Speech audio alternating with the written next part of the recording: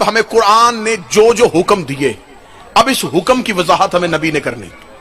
मसलन कुरान का नमाज पढ़ो, हमने कहा कैसे? उसका जैसे मेरा नबी पढ़ता था। यही है ना, बड़ी सादा सादा दलीलें दे रहा हूं, कोई मुश्किल बात मैंने की नहीं, कोई फलसफा, मंतक, इल्म कलाम, कोई हदीस की बहस मैंने छेड़ी नहीं, सादा दलीलें। कुरान ने हमें कहा नमाज पढ़ो, पूरे 30 सिपारे कुरान में बाबा जी खुदा ने नबियों के किस्से बताए, खुदा ने पुरानी कहानियां सुनाई। खुदा ने ये नहीं लिखा कि पहली रकत इतनी पढ़नी है, दूसरी रकत में ये पढ़ना है, रकू में ये पढ़ना है, सजदे में ये पढ़ना। अगर खुदा ये सब कुछ लिख देता, आज हमें नबी की जरूरत ही ना रहती। फिर तो वो बात सच्ची हो जाती ना कि कुरान काफी है। कुरान तो काफी नहीं है ना, अभी कुरान तो हरगिज़ काफी नहीं है।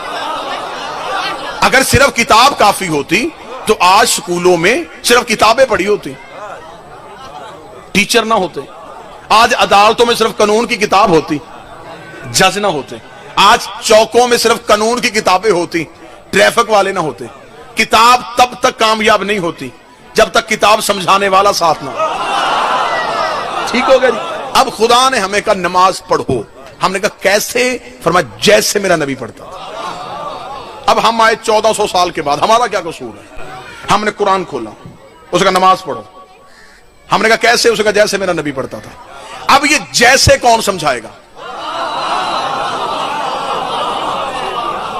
इतनी आसान बात करूंगा कि बच्चे भी यहां से खाली ना जाए। अब ये जो जैसे नबी पढ़ता था, ये जैसे कौन बताएगा? हम बाद में पैदा हुए हैं, इसमें हमारा क्या कसूर है?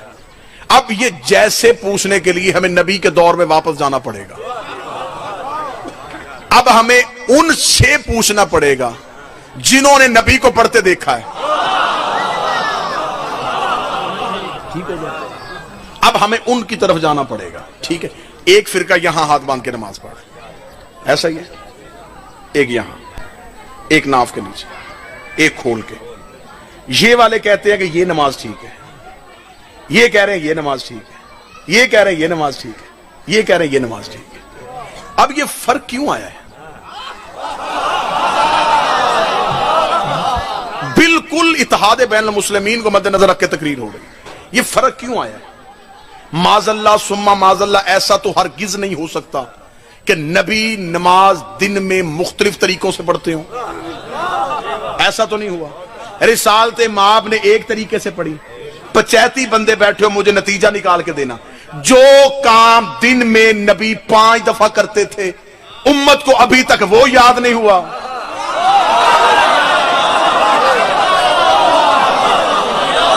बाबा जी, ये काम वो नहीं था जो नबी छुप के करते थे, सामने करते थे।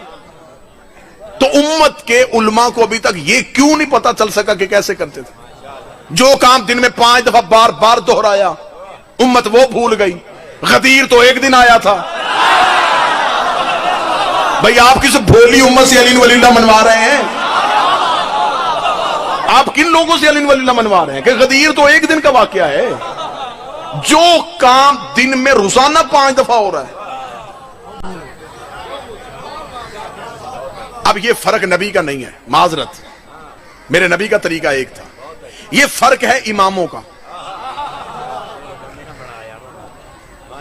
हर एक ने अपने अपने इमाम से पूछा, हमने अपने इमाम से पूछा, उन्होंने कहा खोल के पढ़ते थे। एक ने कहा, उसने कहा नहीं हाथ यहां, एक ने कहा यहां, एक ने कहा यहां। 1400 साल हो गए, लड़ाई क्या चल रही है? इसकी नमाज गलत है, हमारी नमाज ठीक है, इसकी नमाज गलत है, हमारी नमाज ठीक है। मैं पूरे मुल्क में कह रहा हूं, ये बहस बाद में करना कि नमाज किसकी ठीक है, पहले ये पता करो इमाम किसका ठीक है। लड़ाई किस बात पे है? बहस खत्म करो, नमाज की लड़ाई बाद में कर लेंगे।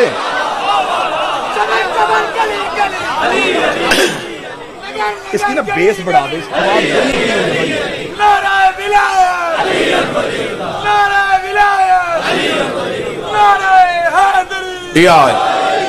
मतवजे है सब, मत ठीक हो, ठीक हो, अब ठीक हो। ये बहस बाद में करेंगे कि नमाज के पहले तय करते हैं इमाम किसका ठीक। मेरे बुजुर्ग तशरीफ फरमा है, देग से एक दाना छका जाता है, वो पूरी देग का जायका बता देता है। इमाम ही से पता चल जाएगा कि मानने वाले कैसे। یہ جو مستری ہوتا ہے نا، یہ جو گھر بناتا ہے جی، معمار جو ہوتا ہے، اس کے ہاتھ میں ایک وہ لٹو سا ہوتا ہے جس کے ساتھ دھاگا، اسے مختلف علاقوں میں مختلف ناموں کے ساتھ یاد کیا جاتا ہے. سات بھی کہتے ہیں، سید بھی کہتے ہیں، عربی میں اسے کہتے ہیں امام. ہاں ہاں، اسے عربی میں آپ ڈکشنری اٹھا کر اسے امام کہتے ہیں کہ وہ سیدھا آپ کو دکھائے گا کہ بنیاد کے بعد ہمارا ٹھیک بن رہی ہے.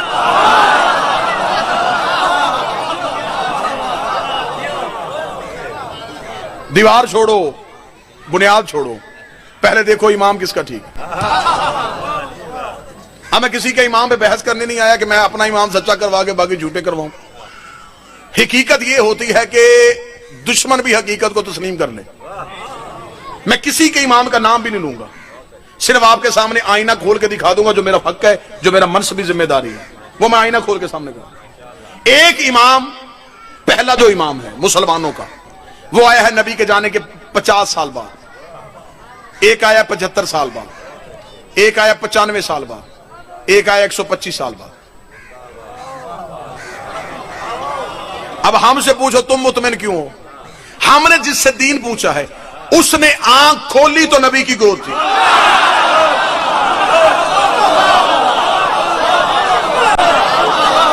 ٹھیک ہوگا.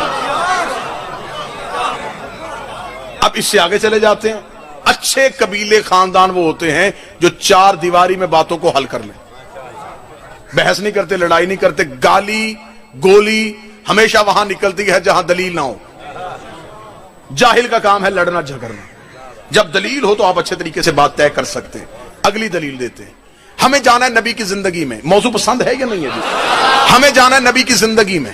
اب نبی کی زندگی میں 3 طرح کے طبقے ہیں جو ہمیں نبی کی زندگی کے بارے میں بتا سکتے ہیں کہ نبی نماز کیسے پڑھتے تھے، نبی روزہ کس وقت سحری کرتے تھے، افطاری کس وقت کرتے تھے، کھانا کس ہاتھ سے کھاتے تھے، لباس کیسے پہنتے تھے، چلتے کیسے تھے. اب ہمیں نبی کی زندگی کی پوری سیرت لینی ہے، صرف نماز تو نہیں لینی نا، پوری سیرت لینی ہے. اب پوری سیرت ہمیں 3 طبقے دے سکتے ہیں. نبی کے جاگنے سے سونے تک یہ سیرت ہمیں 3 طبقے دیں گے. پہلی اہل بیت، صحابہ، نبی کی بیویاں. 3 طبقے ہیں جنہوں نے نبی کے ساتھ وقت گزارا. ہم شیعہ صرف اہل بیت سے پوچھتے ہیں. ہمارے ہاں جتنی بھی روایات آتی ہیں، احادیث آتی ہیں، ہم سوائے امام کے کسی سے نہیں لیتے. میرے اہل سنت بھائی ہم سے کہتے ہیں کہ نہیں، صرف اہل بیت سے نہیں، صحابہ سے بھی دین پوچھا جا سکتا ہے. اس لیے انہوں نے سیاستہ میں زیادہ تر روایات جو ہے وہ صحابہ سے نقل کی. ٹھیک ہے، ان کا اپنا دین ہے، انہیں مبارک. لیکن میں اس نظریے میں ایک بات ضرور آپ سے کہوں گا، اگر آپ صحابہ سے دین لیں گے تو آپ کی ایک مجبوری بنے گی. صحابی آپ کو وہی دین دیں گے جو نبی کے گھر کے باہر تھا.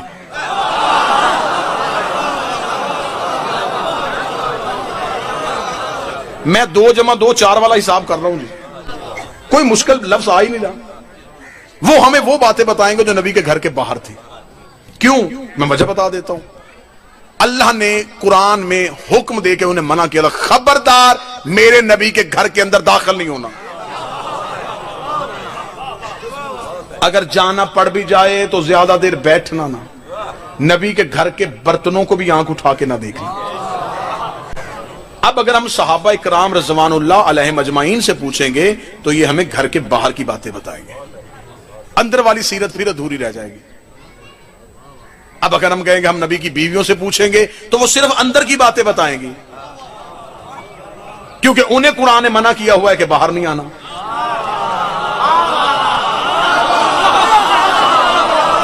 صحابہ کو اللہ اندر نہیں آنے دے رہا، امہات المومنین کو خدا باہر نہیں جانے دے رہا. مجبوری ہماری اہل بیت بن گئے ہیں. نبی گھر میں ہوتے تھے، یہ گود میں ہوتے تھے. نبی مسجد میں ہوتے تھے، یہ پشت میں ہوتے تھے. انہوں نے ایک لمحہ بھی نبی کو چھوڑا ہی نہیں. تو جو گھر کے اندر بھی نبی کے ساتھ تھے، باہر بھی نبی کے ساتھ تھے، میرا خیال ہے کہ بہتر دین ہمیں یہ دے سکتا. مرحلہ دوسرا مرحلہ، ٹھیک ہے ہم پوچھ لیتے ہیں صحابہ سے، لیکن کوئی مولوی مجھے قرآن کے حاشیے پہ لکھ کے دے دے کہ صحابی معصوم ہوتا ہے.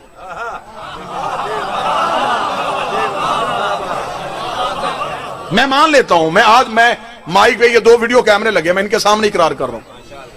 میرا کلپ بناؤ پوری دنیا میں پھیلا دو کہ میں صحابہ سے دین لینا شروع کر دوں گا، کوئی مولوی قرآن کے حاشیے پہ لکھ کے دے کہ صحابی معصوم عن الخطا ہوتے ہیں، ان سے غلطی نہیں ہوتی، وہ بالکل عصمت کے درجے پہ فائز ہوتے ہیں۔ اگر آپ کہتے کہ صحابی معصوم نہیں ہوتے، باعزت ہیں، ان کی عزت ہے، ان کا احترام ہے، لیکن وہ معصوم نہیں ہے۔ معصوم نہ ہو تو غلطی ہو سکتی ہے، ان کے لفظ میں غلطی ہوگی، میرا دین غلط ہو جائے گا۔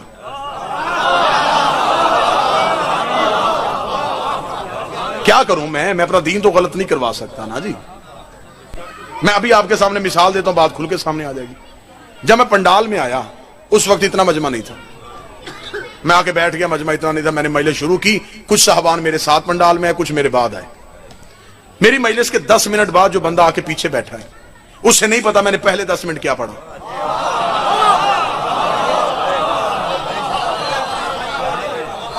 اب قصور اس کا بھی کوئی نہیں، جب وہ آیا ہی لیٹ ہے، اسے 10 منٹ کے بعد والی مجلس کا پتا ہے، پہلی کا نہیں پتا۔ تو میرا سنی بھائی ضد کس بات کی ہے؟ ہم صحابہ سے پورا دین کیسے لیں؟ کوئی 40 سال بعد مسلمان ہوا،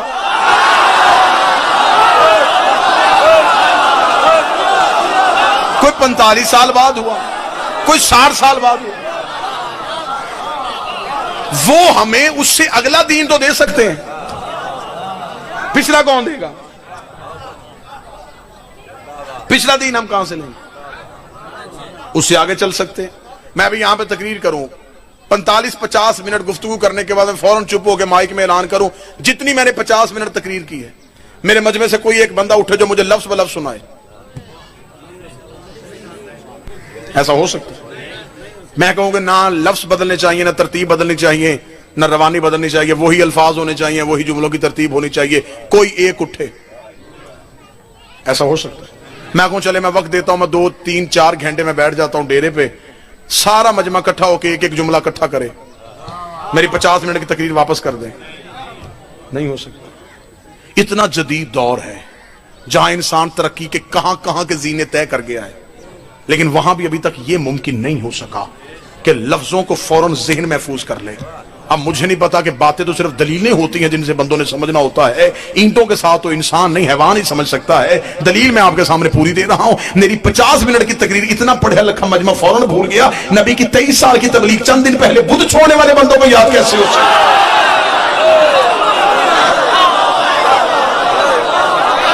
بھائی آج آپ سے اس جدید دور میں غلطی ہو سکتی ہے، کیا ان سے نہیں ہو سکتی؟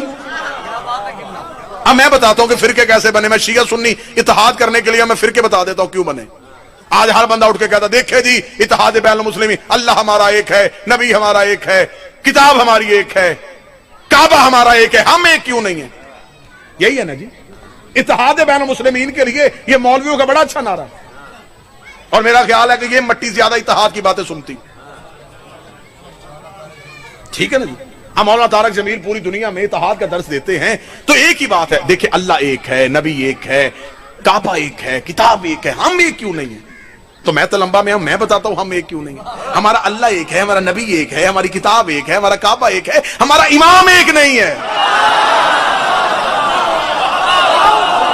جھگڑا اللہ پہ تو ہے ہی نہیں بابا جی، جھگڑا نبی پہ تو ہے ہی نہیں، نہ جھگڑا قرآن پہ ہے، نہ جھگڑا کعبے پہ، جھگڑا ہے امام پہ۔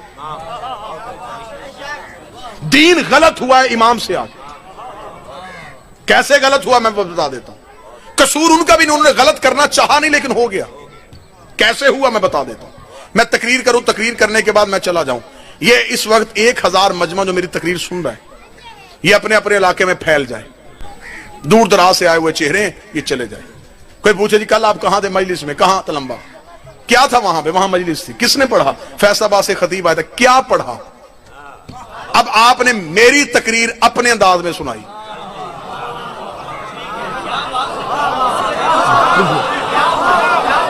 میں تو پورا طریقہ آپریشن کر کے آپ کے سامنے رکھ دیا۔ میں نے تقریر میری تھی، سنائی آپ نے۔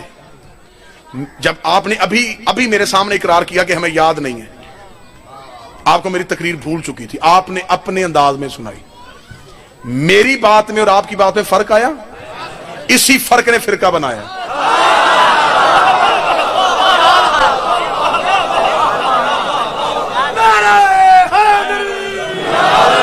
جب رسالت مآب کی بارگاہ میں بیٹھے سنا پورا یاد نہیں ہوا, آگے جب روایت کی تو غلطی آ گئی.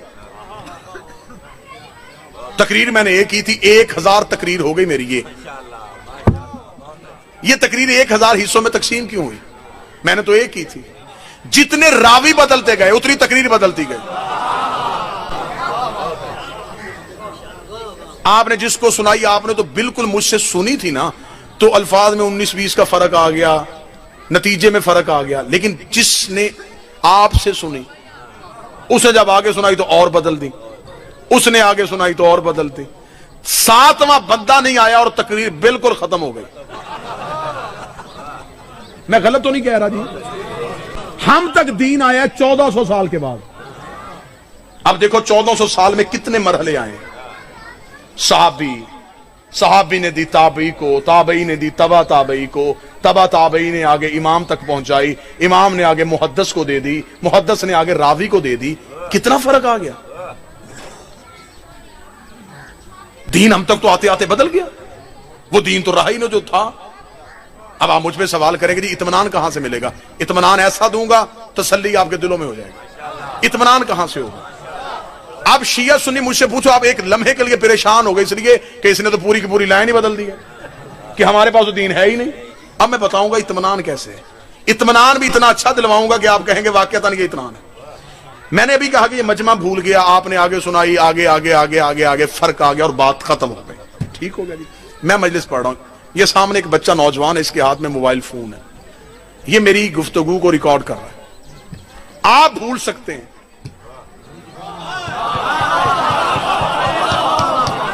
یہ نہیں بھولیں. اس کے حافظے میں نہیں, اس کے پاس ایک ایسی صلاحیت ہے جو میری بات کو محفوظ کر رہی ہے. اس نے صلاحیت میں میری بات کو محفوظ کر لیا, یہ چلا گیا. بات یہاں سے تلمبا سے نکلی, خانے وال سے ملتان سے ایک بندے نے سنا ہے آصف الوی نے اپنی تقریر میں یہ کہا, وہ یہاں پہنچ گیا. ایک بندے کے گھر گیا, کسی نے کوئی جملہ بتایا, کسی نے کوئی جملہ بتایا, کسی نے کوئی. وہ پریشان ہو گیا.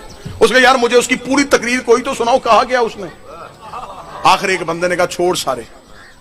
مجلس میں بالکل ممبر کے آگے ایک بچہ بیٹھا تھا, اس کے ہاتھ میں موبائل فون تھا, اس نے گفتگو پوری ریکارڈ کی ہوئی, تو اس کے پاس جا. وہ اس بچے کے گھر گیا. اس علاقے کے سارے بوڑھے ناراض ہو گئے کہ بوڑھوں کے ہوتے ہوئے بچے سے کیوں پوچھ رہا.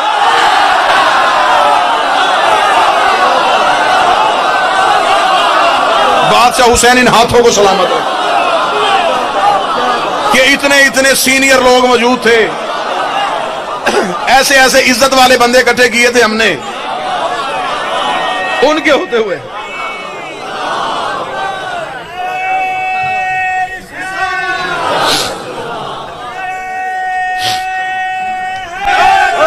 یار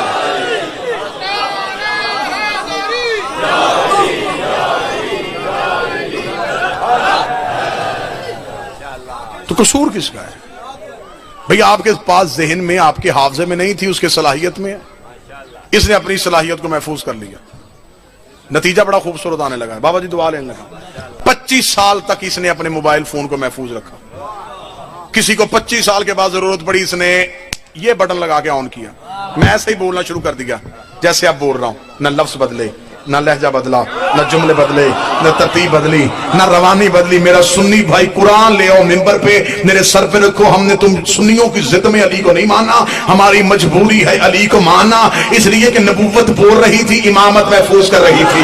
نبوت بول رہی تھی, امامت محفوظ کر رہی تھی. 25 سال کے بعد مولا علی نے مدینے کی مسجد میں آ کے نماز پڑھائی اور اندھے صحابی نے چیخ مار کے کہا آج محمد والی نماز کیا.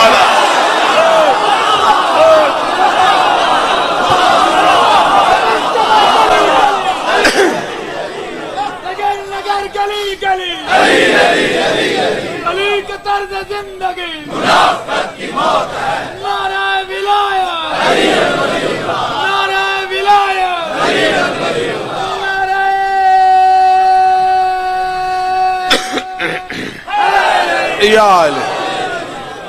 میرا خیال نتیجہ پہنچ جانا چاہیے. اتنی محنت کے بعد اب نتیجے کو پہنچنا چاہیے تھا. ضروری یہ ہے کہ آپ نے نبی کے بعد تسلیم اسے کرنا ہے جس میں غلطی نہ ہو, جس میں شک نہ ہو. بادشاہ حسین کی عزت کی قسم ہے میرا سنی بھائیوں، ہم نے نبی کے بعد یہ نہیں دیکھا کہ تخت کس کے پاس ہے، ہم نے حکومتیں نہیں ڈھونڈی، ہم نے علم دیکھا ہے کہ شریعت کس کے پاس، دین کس کے پاس۔ ہر خلیفہ کے جانے کے بعد میں خلافت والوں کے گھر لڑائی ثابت کر سکتا ہوں، بیٹوں میں لڑائی ہوئی ہے، بھائیوں میں لڑائی ہوئی ہے، میں بادشاہ بنوں گا، اسے کہا نہیں میں بنوں گا، میں بھائی کا قتل دکھا سکتا ہوں، میں بیٹوں سے باپ کی بغاوت دکھا سکتا ہوں، لیکن کسی امام کے جانے کے بعد اس کے 18 بھی بیٹے تھے، امامت پہ لڑائی نہیں ہوئی، انہیں پتا تھا کہ امام ہم نے نہیں بنانا، اللہ نے بنانا ہے۔ تو جب امام کے بیٹے امام نہیں بنا سکتے تو غلام کے بیٹے امام کیسے بنا سکتے؟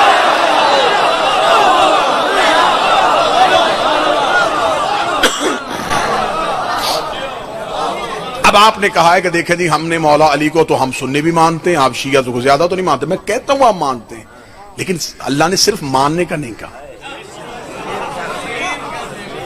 تسلیم کرنا ہے۔ آپ بھی میرا سنی بھائی، آپ کی نماز بھی بغیر درود کے نہیں ہوتی، اور اذان سے پہلے آپ درود صحابہ پہ ازواج پہ بھیج سکتے ہیں، نماز پہ نہیں بھیج سکتے۔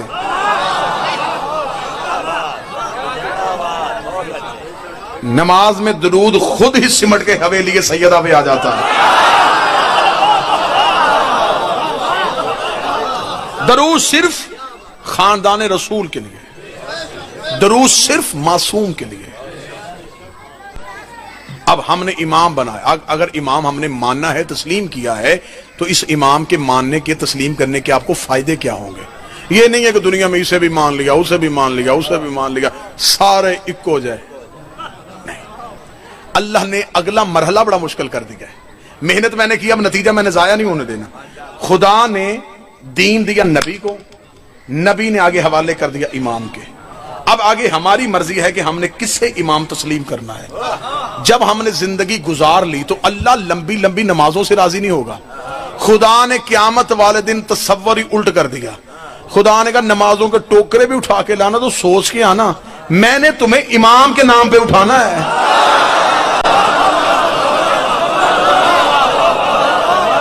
بندے بالکل الٹ چکر میں ہیں، مولوی نے بالکل غلط چکر میں لگا دیا ہے کہ اللہ قیامت والے دن پہلے امال دیکھے گا، امال بعد میں دیکھے گا، پہلے امام دیکھے گا۔ جس کا امام ٹھیک ہوا امال اس کے تلنے ہیں، جس کا امام ہی ٹھیک نہیں ہوا امال کھلنے ہی نہیں۔ بھئی کھولے گا تو تب نہ اگر امام ٹھیک ہوگا۔ تو اس لیے اللہ نے کہا کہ قیامت والے دن رش نہ ہو، تو خدا نے کہا امام والا سوال قبر میں ہی پوچھ لو۔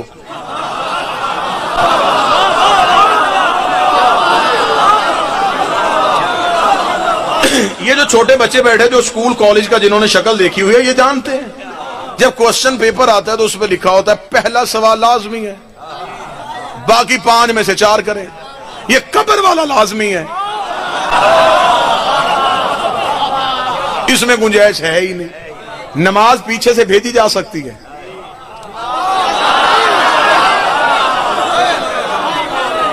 نماز پیچھے سے چلی جائے گی۔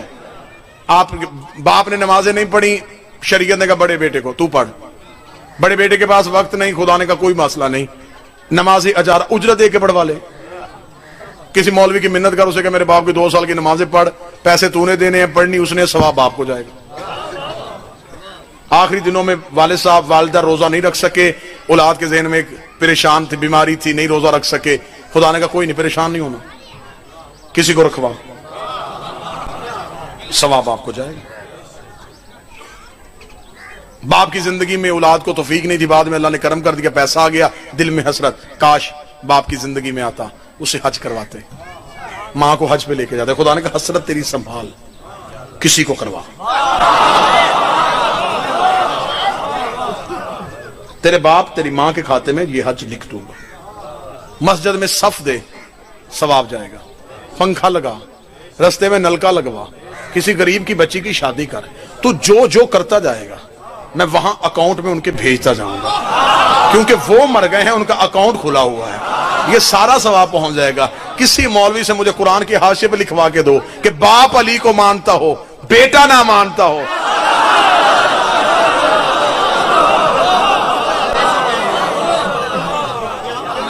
امام اپنا اپنا ہے، ہر ایک نے اپنی قبر میں اپنے امام کا حساب دینا ہے۔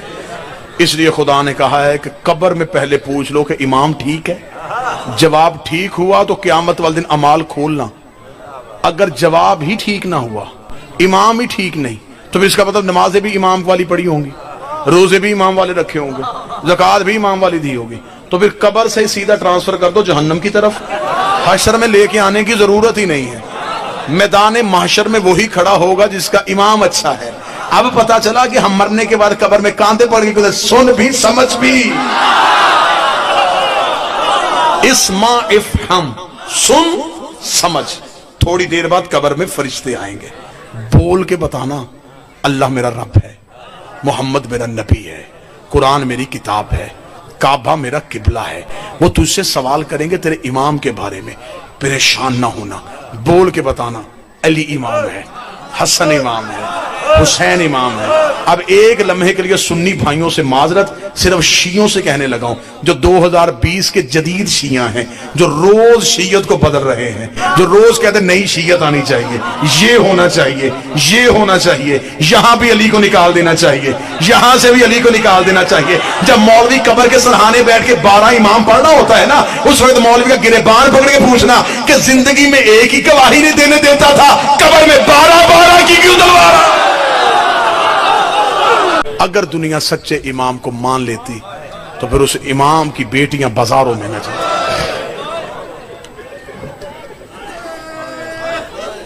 میں اہل سنت بھائیوں کو مصائب میں بھی ان کا حق دوں گا، مصائب میں بھی ان کا حصہ ضرور دوں گا۔ سر پہ قرآن رکھ کے مجھے سنی بھائی آج رات کو بستر پہ لیٹ کے ضرور سوچنا کہ علی کو خلافت ملی 4تھے نمبر پہ، لیکن جب دین پہ قربانی دینے کا وقت آیا تو سب سے پہلے علی کی اولاد کیوں آئی؟ حق نہیں بنتا تھا کہ پہلے خلیفہ کی اولاد آتی، پھر دوسرے خلیفہ کی نسل آتی، پھر تیسرے کی؟ جب دین بانٹ رہا تھا پھر لینے والوں کی لمبی قطاریں، جب دین مانگ رہا تھا پھر علی کے گھر سے ایک بھائی اٹھا، ایک بہن اٹھی، نانے کی قبر پہ جا کے حسین نے کہا تو پریشان نہ ہو، میں وعدہ کر کے جاتا ہوں تیرا دین بچا کے حسین خود واپس تو نہیں آئے گا، لیکن قیامت تک اب میں کوئی یزید پیدا نہیں ہونے دوں، تیرے دین کو اب کسی سہارے کی ضرورت نہیں۔